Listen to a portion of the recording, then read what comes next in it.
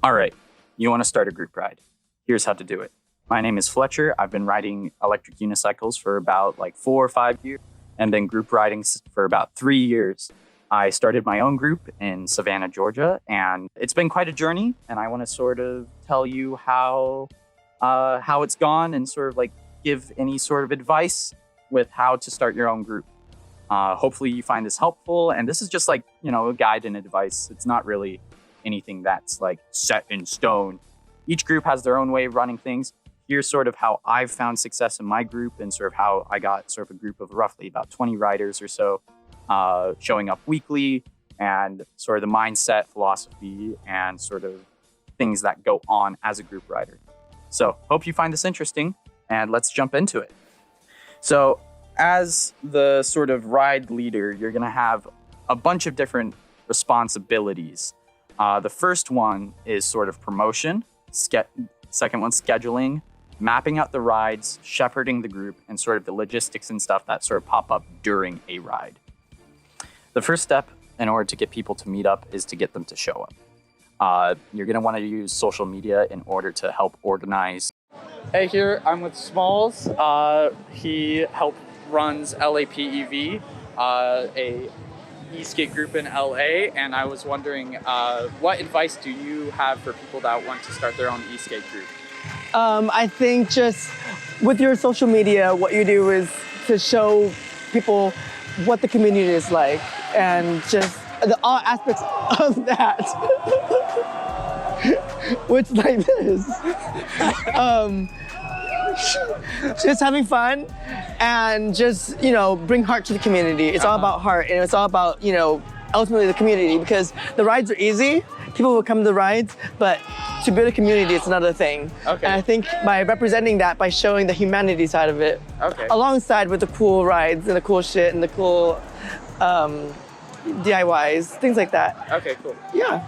Social media. Yeah, how to promote it. How to promote it?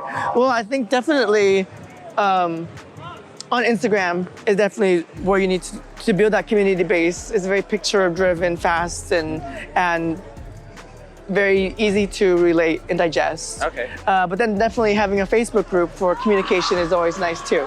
Cool. Yeah. What's the most sort of fulfilling? What the fuck? There is so much chaos happening over there. Wow. What's the most sort of fulfilling part about starting your own group? I think just, even for me, not even building the group, but just being part of the community. That's what really started it for me. Like when I went on my first group ride, literally right after that, I just felt belonging to a community. And this is a great community to be part of. All right, great. Mm-hmm. Thank you so much. No problem, Fletcher. Awesome. And your ride meetups and sort of locations. So there's a lot of different social medias you can use. Try to use whichever one you're naturally active on, but Facebook has a very good events tab that you can use to post your time and location. And Meetup Spot, Instagram, you can also use to help communicate with people. Lots of Gen Z, millennials use Instagram, however, like not as many use sort of Facebook. So that'll sort of help.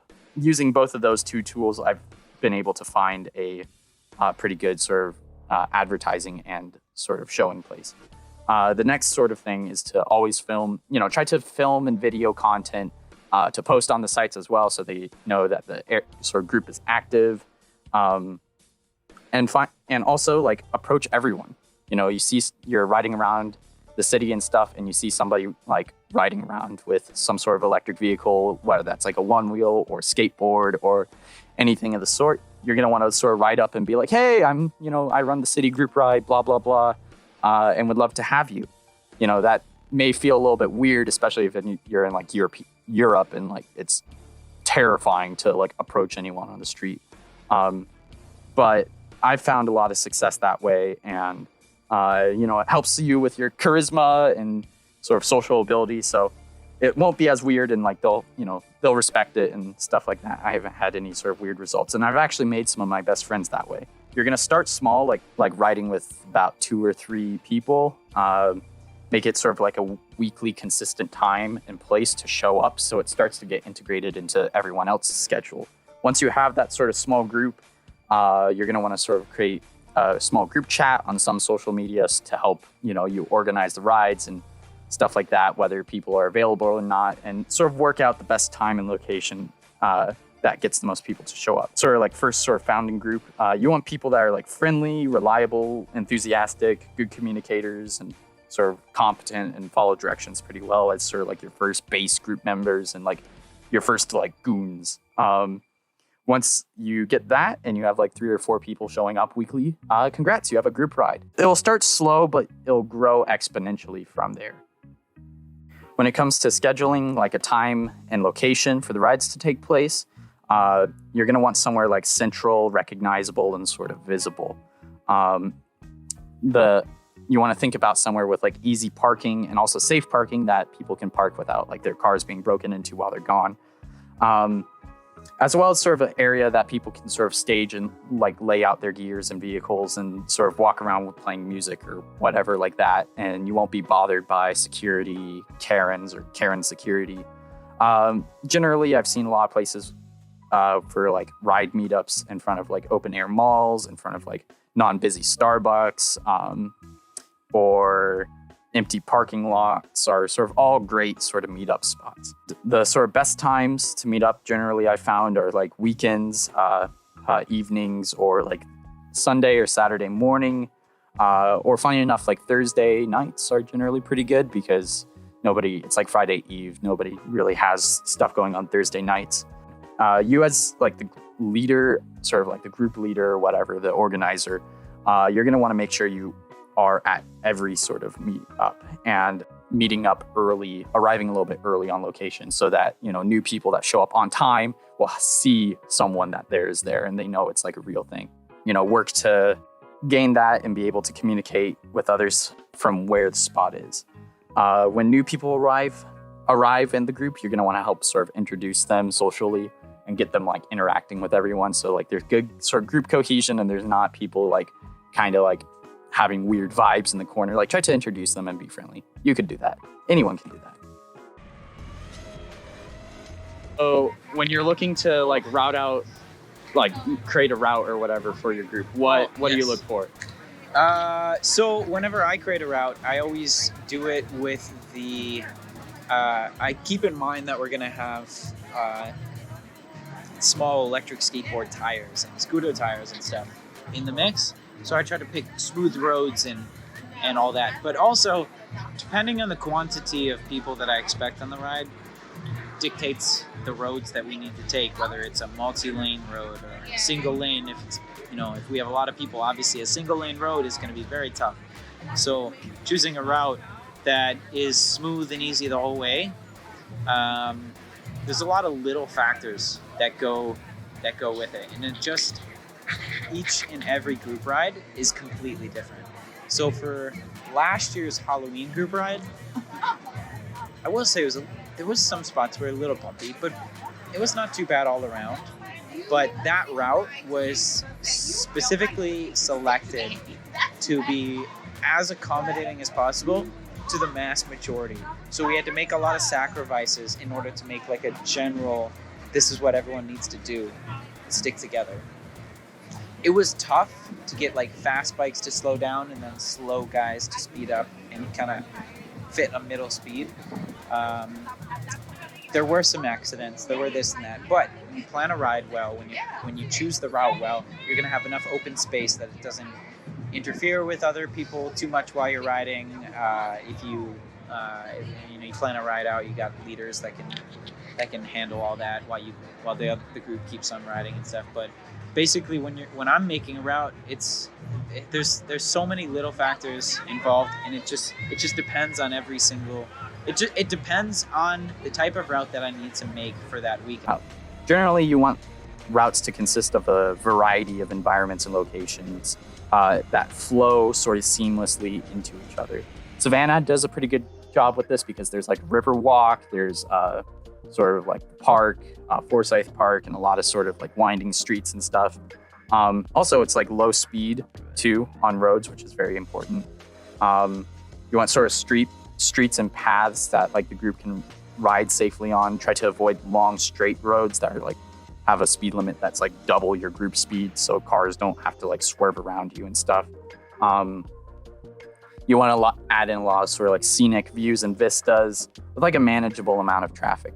Savannah works pretty well with this, and a lot of times, especially like Thursday nights when there's not a lot of people on Friday drinking, with like, you know, sort of more open streets that are low speed. The one problem with like Savannah is that you have horrible, like the worst road conditions imaginable. Although like electric skateboards suffer. When you're planning out routes, keep in mind sort of the vehicles that make up your group and what their speed and range potential are. You can only go as fast and far as your slowest rider. So sort of like be ready when you're mapping out the group to the route to sort of be able to change it on the go. And as well, like different vehicles prefer different terrain. Onewheels are like more sort of technical stuff, I've found. They like off-road, walking paths, going up and down hills on grass. Generally slower speeds, and they don't like going on like straight, long, battery draining stretches as much. While e-boards like sort of smooth, long, windy roads and hills that they can carve down, and sort of like will suffer if they're not ready for any off-road sections or poor road quality. High-end scooters and e-bikes enjoy like really fast city riding a lot of the time. They can handle bad road conditions pretty well, because a lot of them, like the high-end ones, have good shock absorption. The bikes can go off-road. Scooters are kind of a little bit more iffy on it, but you know, they can manage. And then electric unicycles literally do everything better than any of the other ones. Fight me. What you're gonna wanna do is also familiarize yourself with like different electric vehicles and their specs, and be able to sort of work. Always request people to bring their own chargers with every group ride, so you don't have, you know, one doofus show up with like, oh, I only have like 50% charge, I didn't bring a charger, and then they're stuck, and it's a logistical thing you have to worry about. So always like post like, bring your own charger. Every ride has their own sort of like stops and break points too. You both have like quick rest stops and then like a main midpoint stop. The sort of quick stops allow sort of riders to catch their breaths, ones that have fallen behind to catch up, take photos, cool down the motors, and like let lost riders be able to find you, or people that arrive late know where you're going. They're generally located after like a long fast section or the top of a hill. And so think about like where you could stop, you know, generally sort of stop and break up the tempo of the ride. You know, I like to choose scenic viewpoints over like looking mountains, oceans, and stuff like that. Sunset, have a place for a sunset location if you're in the evening is pretty good. You could try that on like top of hills, but if you're in a flat location like Savannah, we stop at the top of parking garage. Although we try to scramble and leave before security shows up. A little quick stop shouldn't be longer than 15 or 20 minutes, but you can kind of judge if people are ready to go by looking at how much gear they have on, and if they're putting on their gear and like riding around and stuff, then you should have left 5 minutes ago. Then the ride midpoint. This could be either like a restaurant or bar. This functions as like a stop for people to get to talk, rest, and like recharge their stuff. The main sort of like when you're thinking of a place to like stop and bring people is like the main thing is you want to make sure that there's easy accessible power outlets. Everyone's going to need to charge, and you're going to also want to bring your own like surge protector as well if you're, you know, the more sort of packing type. Have good spots or like spacious indoor dining or a large patio in order to keep an eye on the vehicles and where people can easily like pile their gear up. Get and sort of check their like charging status and stuff like that as well. If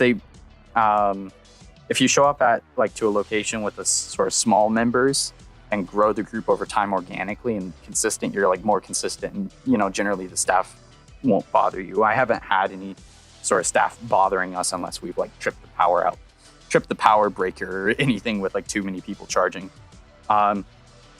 Generally try to aim for like less busy and cheaper locations, but you know, there's nice places you could go.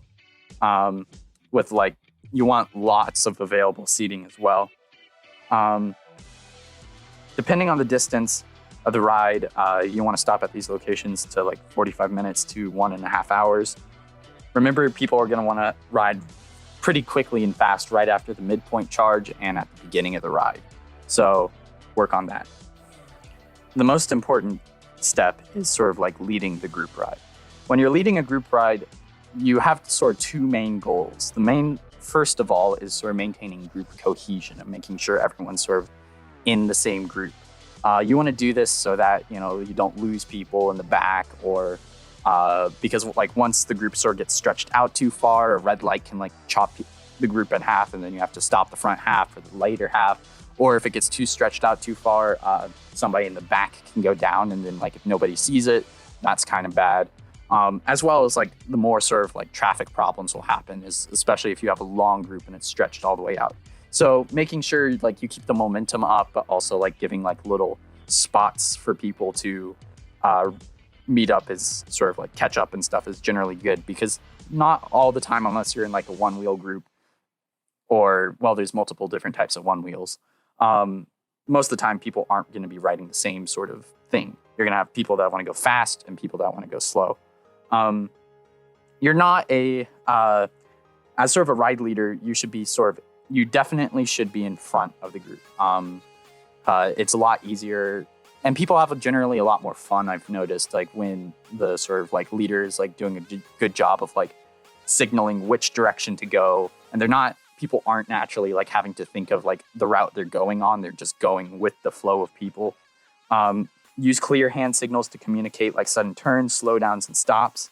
Keep in mind places where people can make the wrong turn or whatever. There's a lot of sort of roads and stuff in any city that you don't necessarily want to go down if there's like bad road conditions or a one-way street, or, you know, generally you want to keep them on a good sort of flow.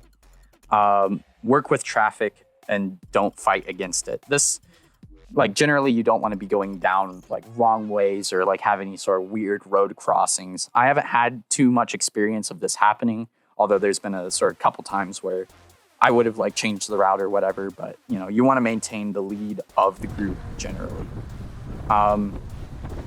You're not a parade, so sort of keep the momentum moving. You want to like be able to like ride through an area, and before people like sort of stop and think, and what, you gone, you're just gone already. So they're like, that's no problem.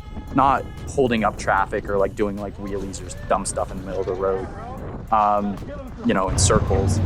If there's sort of like off-road sections, just make sure, you know, it's clear in the post that there is going to be off-road sections, so you know, skateboarders, e-skateboarders don't hate you. Walking paths are tricky. They're not impossible to do. Keep like speed to the minimal, sort of slow everyone down to sort of a single file line if you can. Make sure you're staying in front and setting the pacing of the group, which is a very important job. Use your sort of flashing headlight or like make music and, you know, gently part the crowd, point out small dogs and children, so because they'll like run right into you, and it's a irrecoverable like disaster if, you know, one of them are hit. So don't do that.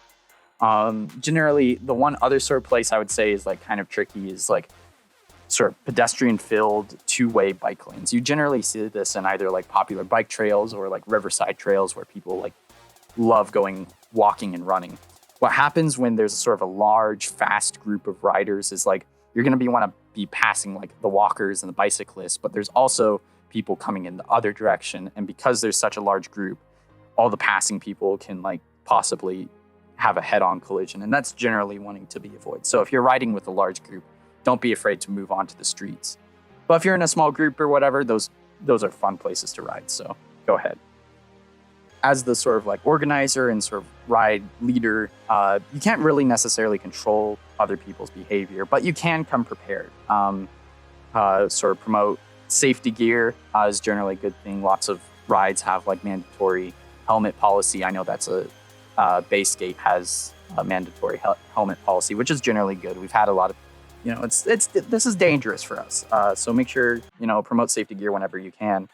It's also good and smart to bring along like a set of Allen wrenches and screwdrivers in case somebody's stuff breaks down or, you know, bolts need to be tightened. I always brought along some, and that saved a lot of people. Tire patch kits, blow up, you know, something to blow up the tire, slime, Gorilla Tape, knife, scissors, especially if you're like going to be going for a long distance or a distance off-road. Tire slime and like a tire patch kit and a thing to blow up a tire is like, it's very useful. I've saved a few people that, you know, had their tire pop and would have been stranded.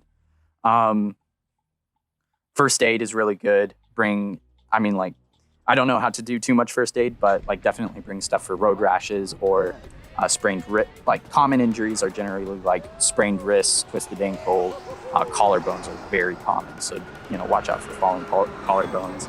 Know if somebody gets like totally hit by a car or whatever, know not to take off their helmet so that they don't get any spine damage.